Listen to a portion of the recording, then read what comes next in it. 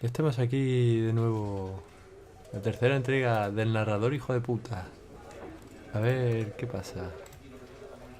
Coño, siempre me equivoco. Bueno, a ver qué nos depara. All of his co-workers were gone. What could it mean? Stanley decided to go to the meeting room. Perhaps he had simply missed a memo.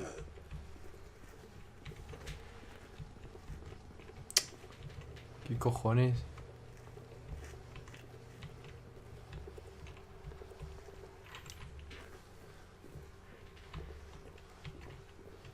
When Stanley came to a set of 2 open doors, he entered the door on his left.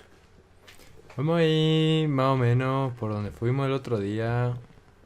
Yet there was not a single person here either. Sí, sí. Feeling a wave of disbelief, Stanley decided to go up to his boss's office. Hoping, coming to a ¿Qué staircase, cojones? Stanley walked upstairs to his boss's office.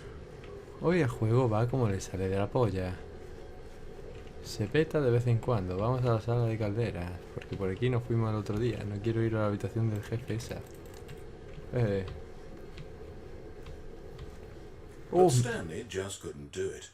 He considered the possibility of facing his boss, admitting he had left his post during work hours. He might be fired for that. And in such a competitive economy, why had he taken that risk? All because he believed everyone had vanished. His boss would think he was crazy. And then something occurred to Stanley. Maybe, he thought to himself, maybe I am crazy. All of my co-workers blinking mysteriously out of existence in a single moment for no reason at all. None of it made any logical sense. And as Stanley pondered this, he began to make other strange observations. For example, why couldn't he see his feet when he looked down? Why did doors close automatically behind him wherever he went? And for that matter, these rooms were starting to look pretty familiar. Were they simply repeating? No, Stanley said to himself, What this the is all fuck? too strange, this can't be real. And at last, he came to the conclusion that had been on the tip of his tongue. He just hadn't found the words for it. I'm dreaming, he yelled. This is all a dream. Oh, what a relief Stanley felt to have finally found an answer, an explanation. His co-workers weren't actually gone. He wasn't going to lose his job. He wasn't crazy after all. And he thought to himself, I suppose I'll wake up soon. I'll have to go back to my boring real-life job pushing buttons. I may as well enjoy this while I'm still lucid. So, he imagined himself flying and began to gently float above the ground. ¡Tú flotarás también!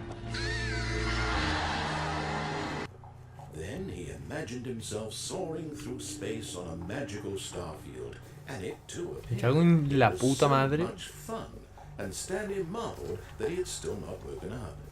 How was he remaining so lucid? And then perhaps the strangest question of them all entered Stanley's head. One he was amazed he hadn't asked himself sooner. Why is there a voice in my head dictating everything that I'm doing and thinking? Now the voice was describing itself being considered by Stanley, who found it particularly strange. I'm dreaming about a voice describing me, thinking about how it's describing my thoughts, he thought. And while he thought it all very odd, and wondered if this voice spoke to all people in their dreams, the truth was that, of course, this was not a dream. Tía, qué tío más pesado. No se va a callar en la puta vida. Simply deceiving himself, believing that if he's asleep, he doesn't have to take responsibility for himself. Stanley is as awake right now as he's ever been in his life. Now, hearing the voice speak these words was quite a shock to Stanley. After all, he knew for certain, beyond a doubt, that this was in fact a dream. Did the voice not see him float and make the magical stars just a moment ago? How else would the voice explain all that? This voice was a part of himself too. Surely, if he could just... He would prove it. He would prove that he was in control, that this was a dream. So he closed his eyes gently, and he invited himself to wake up. He felt the cool weight of the blanket on his skin, the press of the mattress on his back, the fresh air of a world outside this one. Let me wake up, he thought to himself. I'm through with this dream. I wish it to be over. Let me go back to my job. Let me continue pushing the buttons. Please. It's all I want. I want my apartment, and my wife, and my job. All I want is my life exactly the way it's always been. My life is normal. I am normal. Everything will be Qué fine. puto sectario de mierda, tío. I am okay. Vaya telita. Pero no. Jos. Stanley began screaming. Please, someone, wake me up. My name is Stanley. I have a boss. I have an office. I am real. Please, Ah, someone está tell me petado. I am real. I must be real. I must be. Can anyone hear my voice? Who am I? Who am I? And everything went black. Vaya tela. This is the story of a woman named Mariella. Mariella woke up on a day like any other. She arose, got dressed, gathered her belongings, and walked to her place of work. But on this particular day, her walk was interrupted by the body of a man who had stumbled through town talking and screaming to himself, and then collapsed dead on the sidewalk.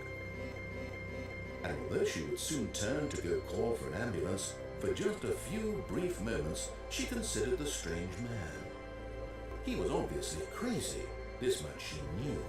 Everyone knows what crazy people look like. And in that moment, she thought to herself how lucky she was to be normal. I am sane. I am in control of my mind. I know what is real and what isn't. O sea, he vuelto a morir. It was comforting to think this. Tercera puta and in a vez. certain way, seeing this man made her feel better. But then she remembered the meeting she had scheduled for that day.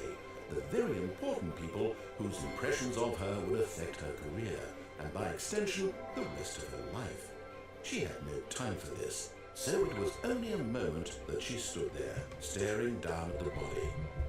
And then she turned and ran. Stanley otra vez muerto. Vaya telita con Stanley y yo. Es que no hay manera de que Stanley sobreviva, ¿eh? Tercer capítulo, tercera muerte. O sea, flipa. Y yo no sé, a lo mejor me puedo quemar con el café ese y morir más rápido. Café hirviendo por encima, ala.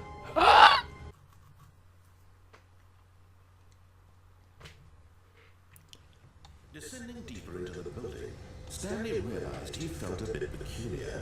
It was a stirring of emotion in his chest, as though he felt more free to think for himself, to question the nature of his job.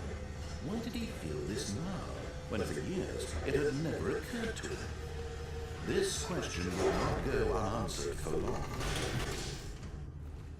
Y si ando agachado todo el rato, ¿me dirá algo nuevo? Stanley walked straight ahead through the large door that read Mind Control Facility.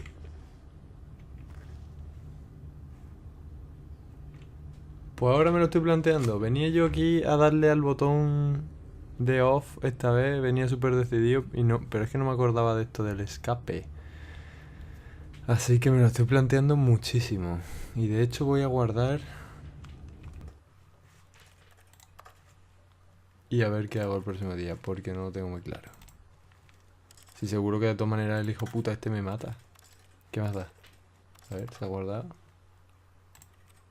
Está genial. Hala. A fregar, narrador hijo puta. Únete o muere. O ambas.